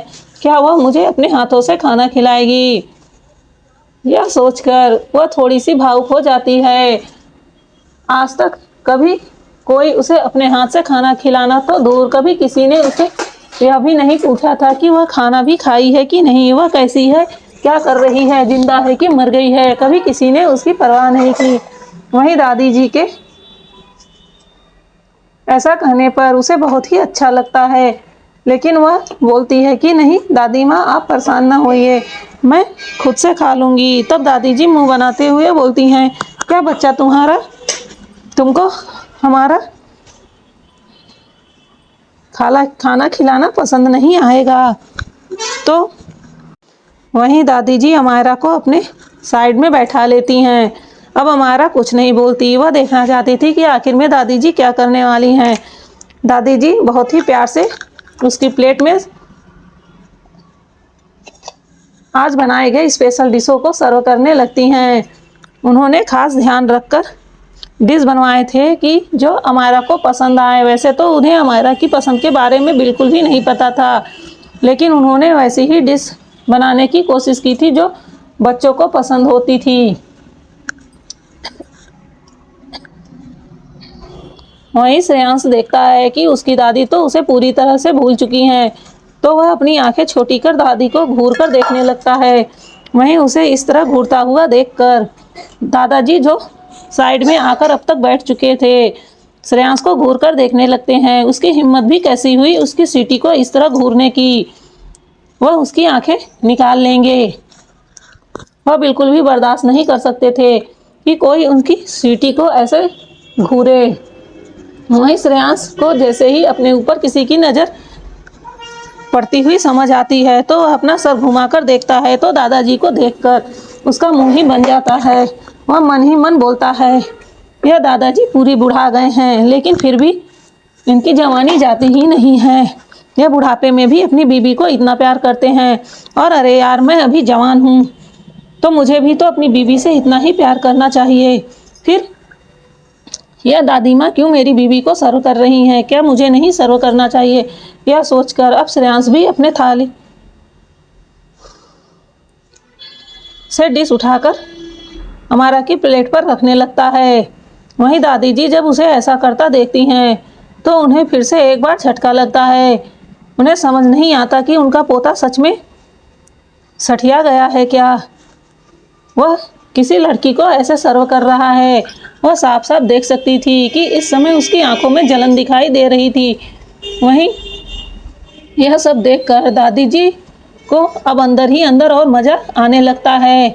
वह मन बना लेती हैं इस नालायक ने उन्हें इतने सालों तक परेशान किया है तो अब यह भी उसे परेशान करेगी। वहीं दादी जी तुरंत ही श्रेयांश से कहती हैं, अरे बच्चा तुम अपना खाना खाओ ना, तुम बिल्कुल परेशान मत हो। वैसे भी तुम्हें यह सब कहाँ आता है, तुम तो लड़कियों से कितना दूर रहते हो तो तुम यह सब नहीं जान पाओगे। देखो मैं लड़की हूँ इसलिए मुझे पता है कि प्यारी बच्ची को क्या क्या पसंद है और क्या नहीं पसंद है और कैसे उसे खाना खिलाना चाहिए। तुम इस सब मामले में अभी एकदम अनाड़ी हो, इसलिए तुम अपने खाने को एंजॉय करो। अपनी दादी जी की बातों को सुनकर श्रेयांश को गुस्सा आता है। आखिर में इनके कहने का क्या मतलब है। वहीं श्रेयांश जब दादी जी को ऐसा करते हुए देखता है तो वह सोचने लगता है कि दादी जी के कहने का क्या मतलब है। वह उसकी गर्ल है, वह उसे क्यों नहीं सर्व कर सकता है। उसे इस वक्त दादी जी के ऊपर बहुत गुस्सा आ रहा था। वह दादी जी को घूरकर फिर से देखने लगता है। वहीं दादाजी जब देखते हैं कि यह लड़का फिर से उनकी प्यारी सी क्यूट सी स्वीटी को घूर रहा है तो वह गुस्से से बोलते हैं, बरखुरदार अपनी नज़रें नीचे करके शांति से खाना खाओ, कहीं ऐसा न हो कि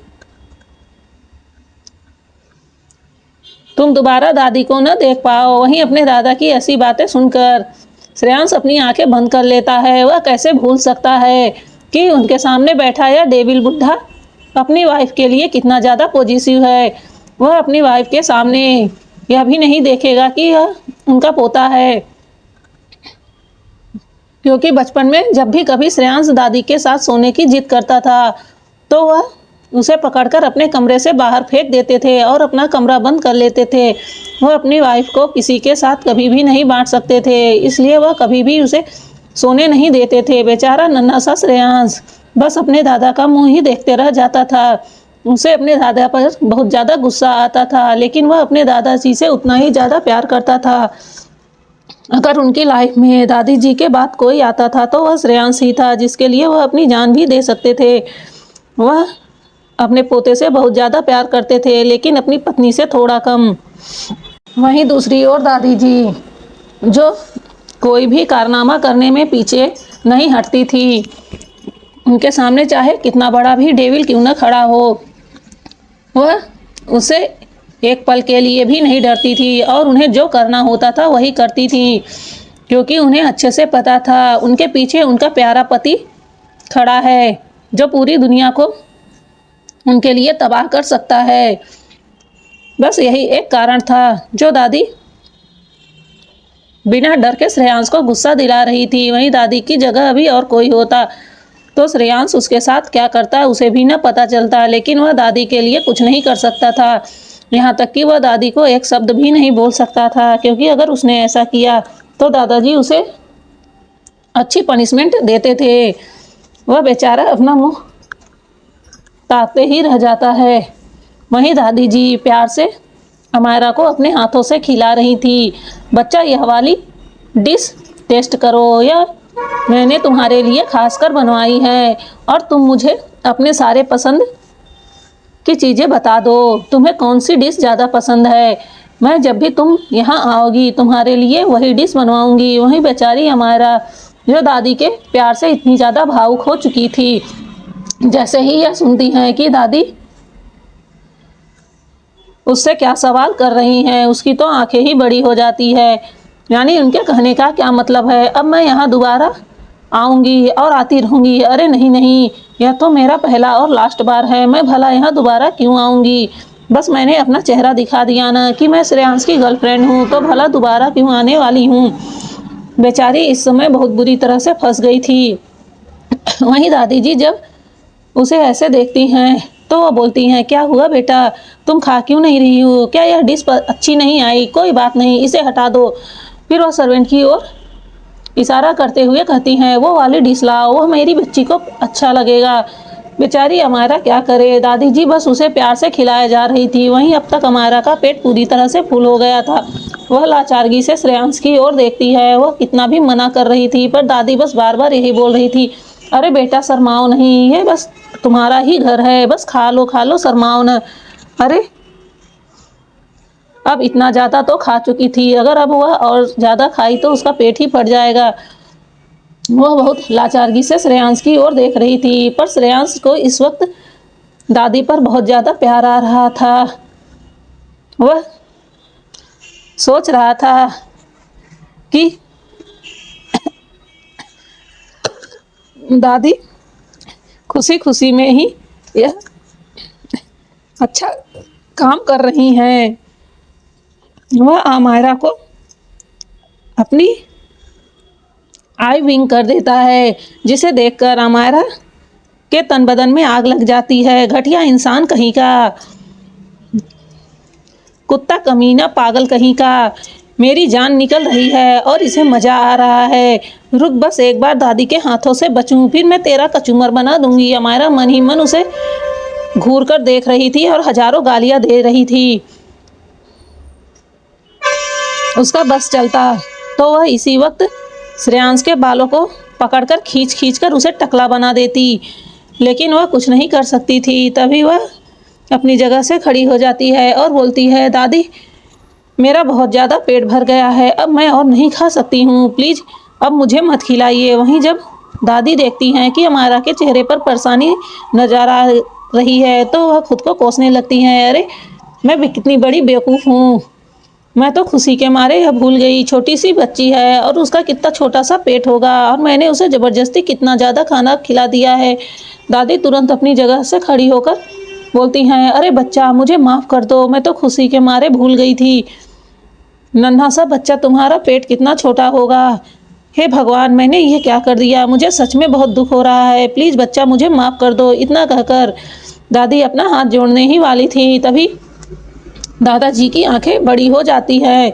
उन्हें सामने खड़ी लड़की पर अब गुस्सा आने लगा था, लेकिन इससे पहले कि वह हाथ जोड़ती तुरंत अमायरा उनका हाथ पकड़ लेती है और बोलती है, अरे दादी जी यह आप क्या कर रही हैं, बड़े कभी बच्चों के सामने ऐसे हाथ नहीं जोड़ते हैं, यह हाथ तो हमेशा आशीर्वाद देने के लिए उठना चाहिए और आप यह सब मुझे प्यार की वजह से ही तो खिला रही थी। मुझे बिल्कुल भी बुरा नहीं लगा, बल्कि मुझे आप पर बहुत ज़्यादा प्यार आ रहा है।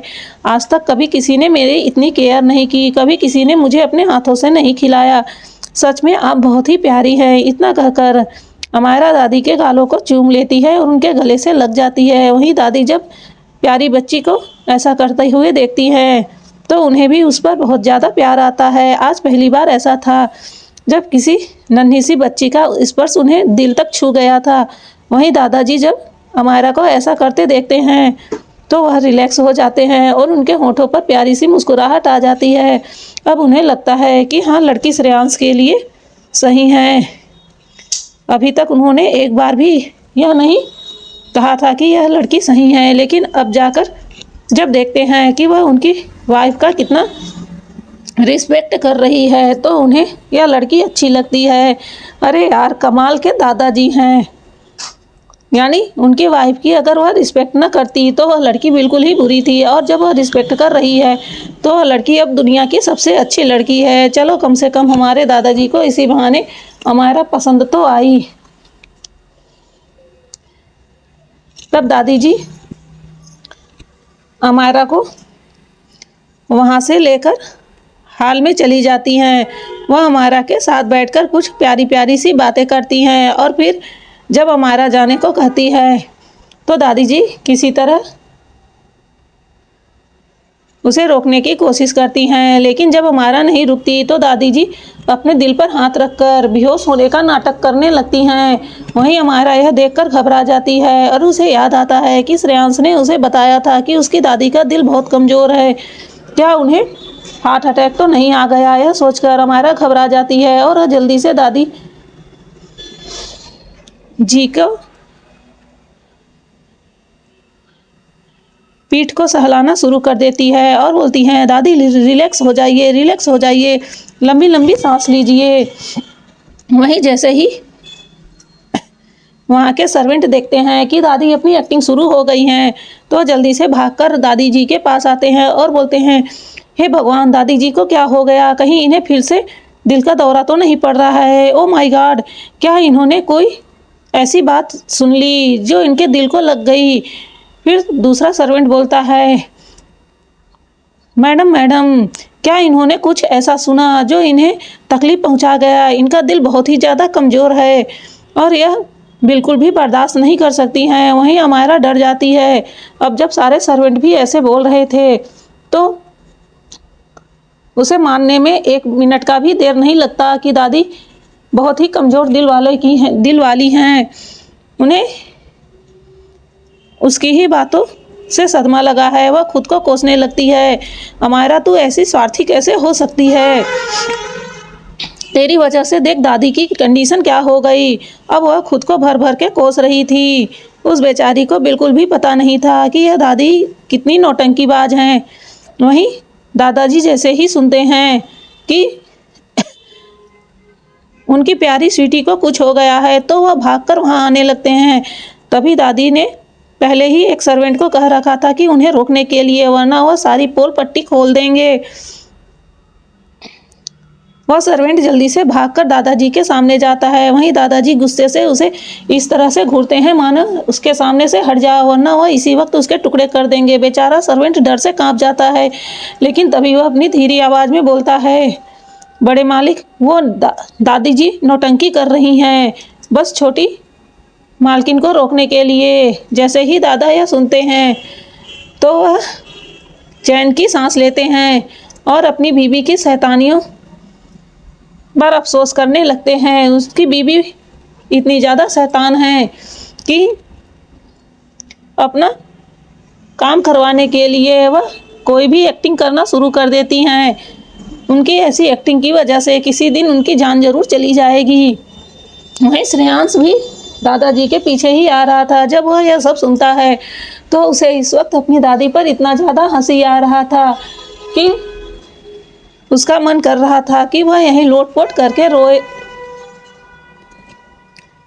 यहीं लोट-पोट कर हंसना शुरू कर दे। उसकी दादी बहुत ही बड़ी ड्रामेबाज थी। उसे अब तक उम्मीद नहीं था कि वह अमायरा को पटा पाएगा, लेकिन उसने अमायरा को घर लाकर बहुत ही अच्छा डिसीजन लिया था। अब जब अमायरा दादी के सामने आ गई है तो दादी किसी न किसी तरह उसकी शादी तो अमायरा से करवा कर ही मानेगी, क्योंकि वह अपने दादी को अच्छे से जानता था। इस वक्त उसे दादी पर बहुत ही ज़्यादा प्यार आ रहा था।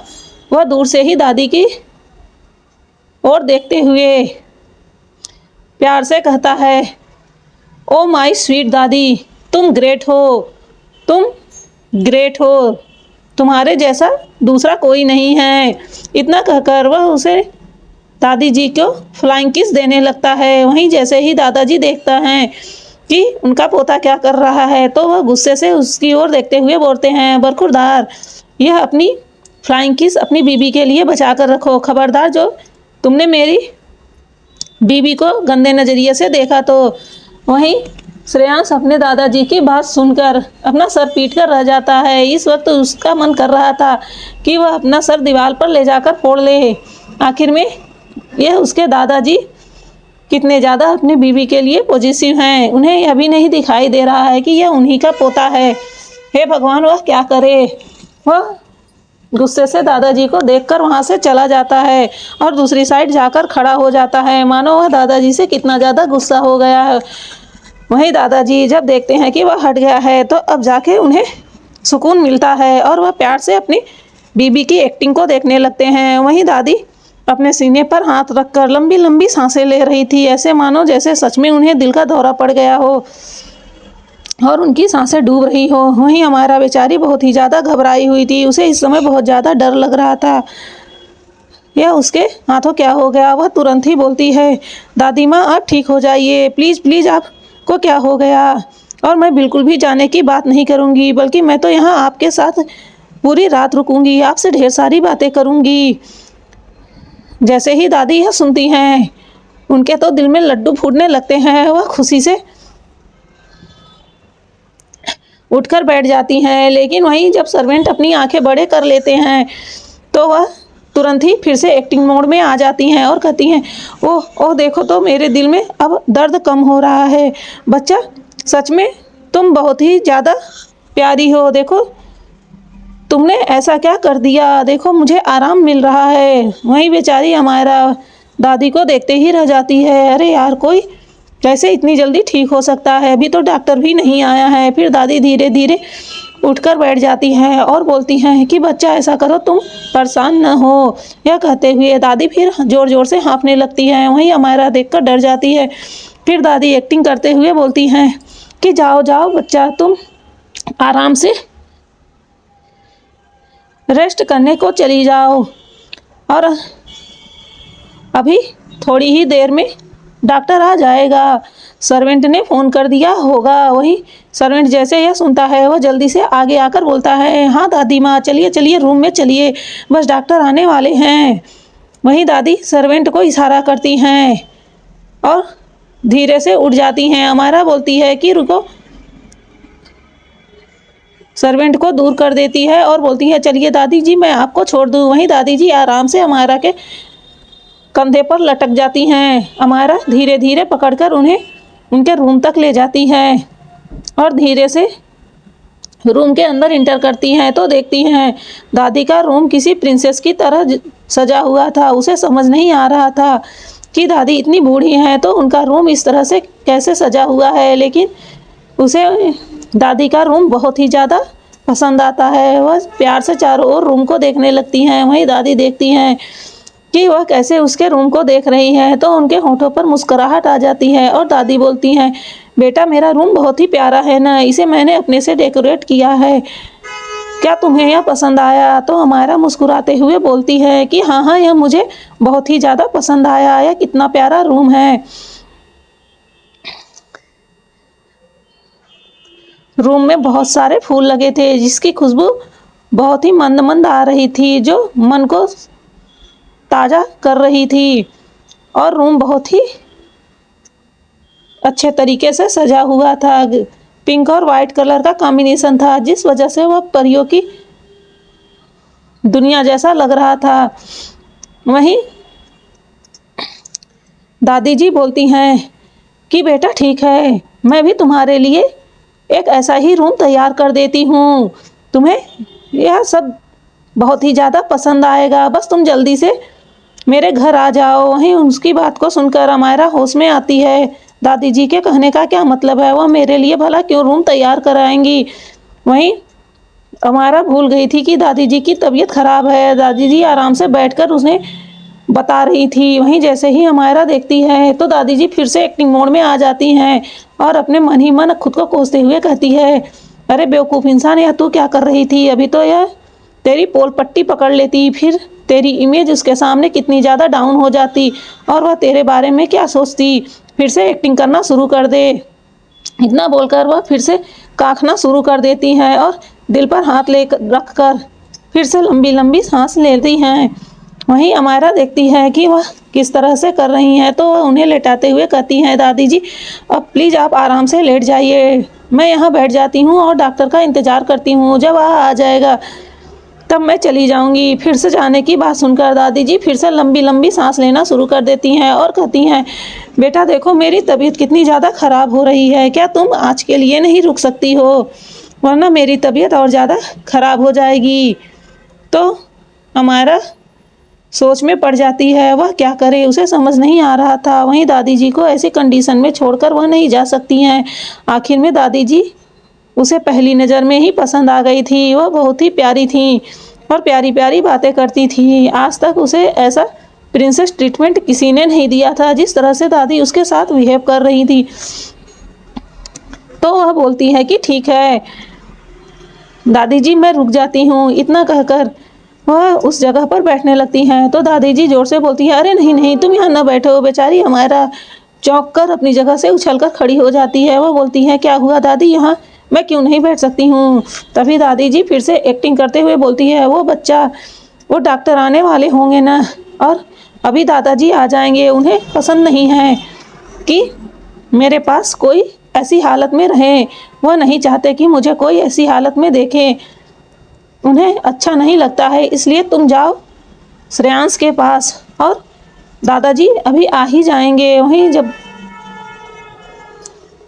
अमायरा यह सुनती है तो वह तुरंत ही दादी जी को ठीक है बोलकर वहाँ से चली आती है। वहीं श्रेयांश जब देखता है कि अमायरा आ रही है तो उसे पता चल जाता है कि उसकी दादी ने अब पूरी तरह से उसे रोकने का इंतजाम कर लिया होगा। उसके होठों पर बहुत ही प्यारी सी मुस्कुराहट आती है, लेकिन कोई देखे उससे पहले ही वह अपनी मुस्कुराहट को छुपा लेता है। जैसे ही हमारा श्रेयांश के पास आती है तो वह उसका हाथ पकड़कर बोलता है, तो चलो हम चलते हैं अपने रूम में। वहीं हमारा बोलती है कि हम भला आपके रूम में क्यों जाएंगे, एक लड़का और एक लड़की ऐसे एक साथ रूम में नहीं रह सकते हैं, और तुम मेरे लिए बिल्कुल अजनबी हो, इसलिए मुझे दूसरा रूम बताओ। मैं भले ही दादी के कहने पर यहाँ रुक गई हूँ, लेकिन तुम यह भूल कर भी मत सोचना कि मैं तुम्हारे रूम में जाऊँगी। यह कहते हुए हमारा गुस्से से तनतनाए जा रही थी। नहीं, उसे इस तरह गुस्सा करता देखकर श्रेयांश समझ जाता है कि उसे यहाँ रुकने में प्रॉब्लम हो रही है, लेकिन कोई बात नहीं, वह उसके रूम में नहीं रुकेगी तो कोई बात नहीं, वह दूसरे रूम में रुक सकती है, पर आज के लिए तो उसे रुकना ही पड़ेगा। इतना सोचकर वो बोलता है, अरे अरे मेरी माँ, गुस्सा क्यों कर रही हो, चलो मैं तुम्हें दूसरा रूम दिखाता हूँ।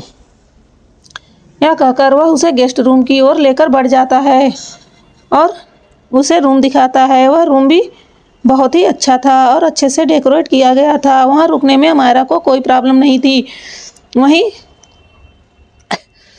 श्रेयांश उसे देखकर मुस्कुराता है, तो अमायरा जब देखती है कि वह उसे कैसे देखकर हंस रहा है तो वह गुस्से में बोलती है कि मुझे पता है तुम मुझे यहाँ रोकना चाहते थे। अगर दादी जी की तबीयत की बात न होती तो मैं किसी कीमत पर नहीं रुकती। तुम्हें नहीं पता है मुझे कितना ज़रूरी काम था, और तुमने बेवकूफ़ इंसान मुझे यहाँ फंसा दिया। इतना कहकर उसे श्रेयांश पर बहुत गुस्सा आता है। वह उसे बाहर धक्का देकर दरवाज़ा बंद कर लेती है। इस समय उसे अपना बाल नोचने का मन कर रहा था, वह क्या करे। तभी उसका फ़ोन बजता है, जिसे उसने अभी कुछ देर पहले ही साइलेंट मोड से हटाया था।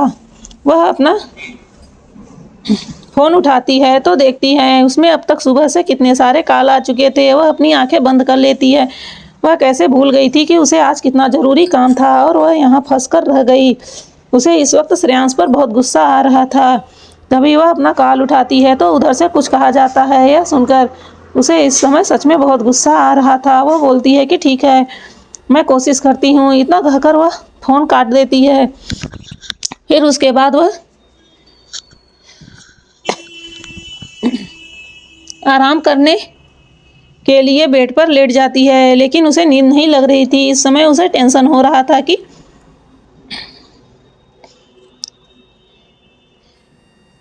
वह कैसे बाहर निकले, क्योंकि इस समय उसे कहीं जाना था। वहीं श्रेयांश जो अपने कमरे में इधर उधर घूम रहा था, उसे नींद नहीं लग रही थी।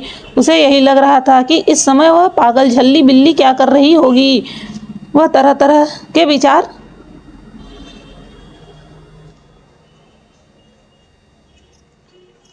कर रहा था कि क्या वह सो गई होगी या फिर वह क्या कर रही होगी, उसे समझ नहीं आ रहा था।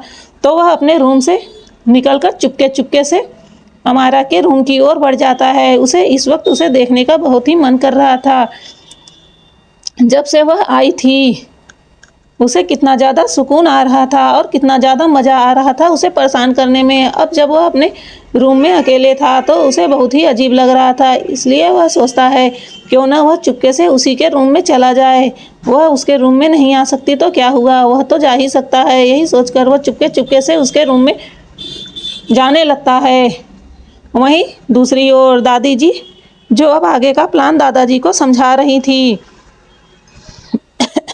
वह बोलती हैं, चलो एक बार हम लोग चलकर देखते हैं कि आखिर में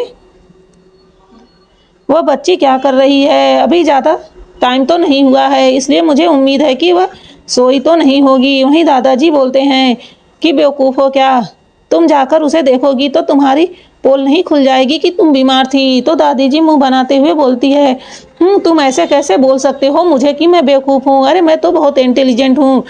मैं उसे बता दूंगी ना कि डॉक्टर आया था और उसने मुझे दवाई दे दी, अब मैं बिल्कुल सही हूँ, इसलिए तुम्हें बताने आई हूँ कि तुम मेरी चिंता ना करो। वहीं दादाजी अपना सर पीट लेते हैं। उसकी बीवी के पास हर सवाल के जवाब होते थे।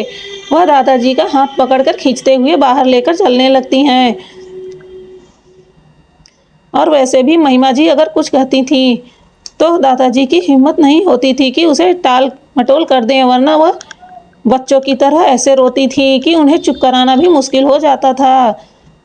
और वहीं उन्हें अपनी बीवी की आंखों में आंसू तो बिल्कुल भी मंजूर नहीं था, जिस वजह से अब दादाजी को भी ना चाहते हुए बिल्कुल उन्हीं की तरह उनके पीछे जाना पड़ता है। वैसे भी अब तक इतने सालों में महिमा जी ने दादाजी को अपनी तरह ही ढाल दिया था। जो इंसान पहले क्रूअल हार्टेड और डेविल था, वह अब बिल्कुल बच्चों की तरह उनके साथ मिलकर बिहेव करता था।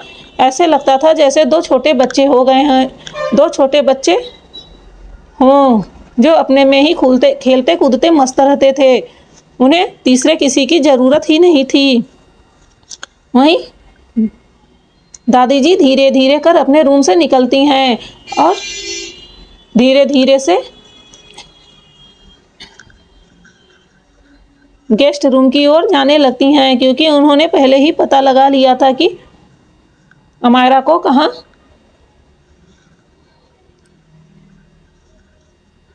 लेटने को कहा गया है, कौन सा रूम दिया गया है। लेकिन तभी उनकी नज़र श्रेयांश पर पड़ती है।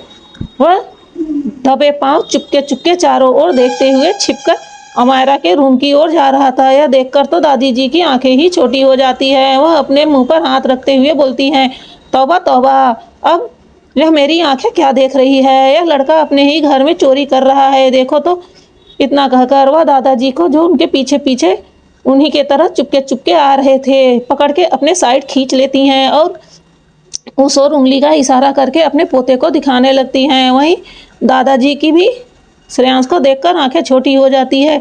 यह नालायक क्या कर रहा है? अपने ही घर में चोरी कर रहा है, लेकिन आज ऐसी क्या नौबत आ गई जो इसे चोरी करनी पड़ी? जिस तरह से यह देख रहा है और चारों तरफ अपनी नज़रें घुमा रहा है, उसे तो देखकर कोई पागल भी समझ जाएगा कि यह चोरी करने जा रहा है, पर यह चुराएगा क्या?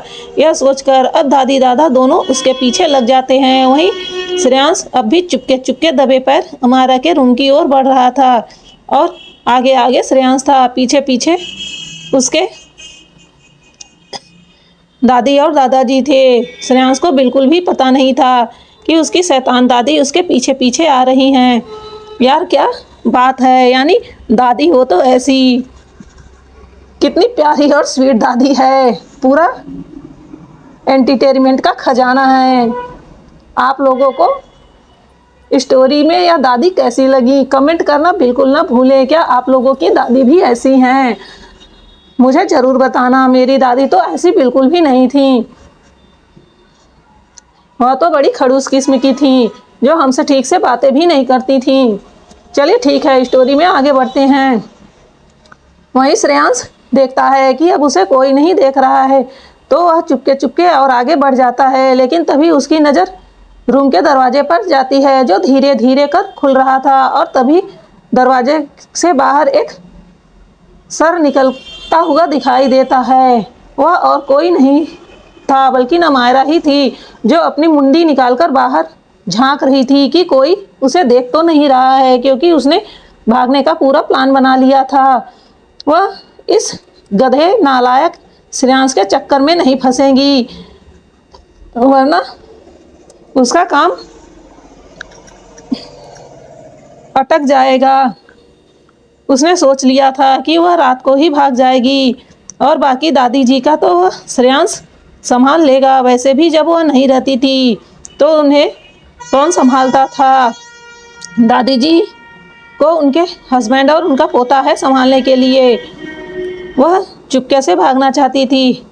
वह चुपचाप अपना सर निकालकर चारों ओर देखती है, जब उसे कोई नहीं दिखता, क्योंकि अब श्रेयांश जल्दी से एक पिलर के पीछे छुप गया था। वहीं दादी दादाजी भी उससे दूर बने कोने में छुप गए थे। अमायरा धीरे से अपना पहला पैर बाहर निकालती है और उसी के साथ वह दूसरा पैर भी बाहर निकालती है और चारों तरफ देखकर वह बिल्लियों की तरह नीचे झुक जाती है और चुपके चुपके से चारों तरफ देखते हुए आगे बढ़ने लगती है, क्योंकि वह ऊपर छत पर थी और उसे लगा कि अगर वह खड़ी होकर चलेगी तो उसे कोई भी देख लेगा, इसलिए वह झुक गई थी, जिससे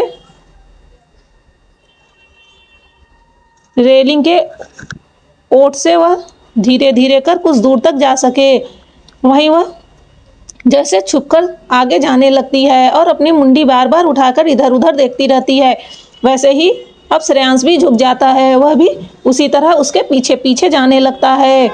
वहीं दादी जी जब श्रेयांश को ऐसा करता देखती हैं तो वह फिर से अपने मुंह पर हाथ रख लेती हैं। इस समय उन्हें श्रेयांश के ऊपर बहुत ज़्यादा हंसी आ रही थी। तब से उसका यह डेविल पोता ऐसी बच्चों वाली हरकत करने लगा। उन्हें इस समय इतना ज़्यादा हंसी आ रहा था कि उन्हें लग रहा था कि वह हंस हंस कर ज़मीन पर लोटपोट हो जाएं।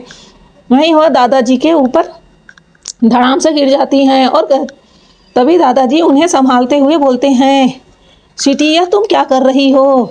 वहीं वह दादाजी की ओर देखते हुए किसी तरह अपने हंसी को कंट्रोल कर अपने मुंह से अपने हाथ को हटाती हैं, क्योंकि उन्होंने अपने मुंह को जोर से दबा रखा था कि कहीं उनकी आवाज़ बाहर निकल गई तो बच्चों का यह कारनामा देखने में जो उन्हें बहुत मज़ा आ रहा था मिस हो जाएगा। वह दादाजी को बोलती हैं, अरे देखो देखो, यह हमारा ही पोता है ना, मुझे तो अपनी आंखों पर यकीन नहीं हो रहा है, वह कैसे छोटे बच्चे की तरह हरकत कर रहा है। वहीं दादाजी जो अब तक अपनी बीवी को देख रहे थे और श्रेयांश को देखे ही नहीं थे, जैसे ही श्रेयांश को देखते हैं कैसे वो छिपकर अमायरा का पीछा कर रहा था और जब वह पीछे मुड़कर देखती तो जल्दी से हड़बड़ाकर कहीं छिप जाता था। यह देखकर आज उन्हें पहली बार हंसी आने लगती है। वहीं जैसे ही वह उनकी आवाज़ मुंह से निकलने वाली थी, दादी जी जल्दी से उनका मुंह दबा देती हैं और कहती हैं, भंटा सार करने वाले हो क्या? अरे कितना मज़ा आ रहा है, जल्दी से फ़ोन निकालो और वीडियो बनाओ। अपने पोते का यह वीडियो बनाकर मैं उसे आराम से ब्लैकमेल करूंगी। वहीं अपने बीबी की बात को सुनकर दादाजी को आश्चर्य होता है। किसी भी कंडीशन में उनका दिमाग चलना बंद नहीं होता है। वह तुरंत ही अपने जेब से फ़ोन निकालते हैं और रिकॉर्डिंग शुरू कर देते हैं। अब हालात ऐसे थे कि जैसे श्रेयांश और अमायरा नीचे दुबककर झुककर बिल्लियों की तरह चले जा रहे थे। दादी जी भी बिल्कुल उसी तरह चल रही थी और अब the great businessman Amrendra Singh Raizada, जो कि अपनी क्रूरता और अपने गंभीरता के लिए जाने जाते थे, वह भी बिल्कुल अपनी बीबी के पीछे पीछे उसी तरह झुककर चोरी चोरी से रिकॉर्डिंग करते हुए चल रहे थे। अरे यार, यह सीन कोई देख लेता तो सच में हंसकर लोटपोट हो जाता। बेचारे सर्वेंट अगर देखते तो बेहोश ही हो जाते। उनका क्रूअल बॉस किस तरह बच्चों जैसी हरकत कर रहा था। अब आगे आगे अमायरा, उसके पीछे श्रेयांश और उसके पीछे दादी जी और दादी जी के पीछे पीछे दादाजी। तो दोस्तों आगे क्या होने वाला है, आपको क्या लगता है? वह लोग अमायरा को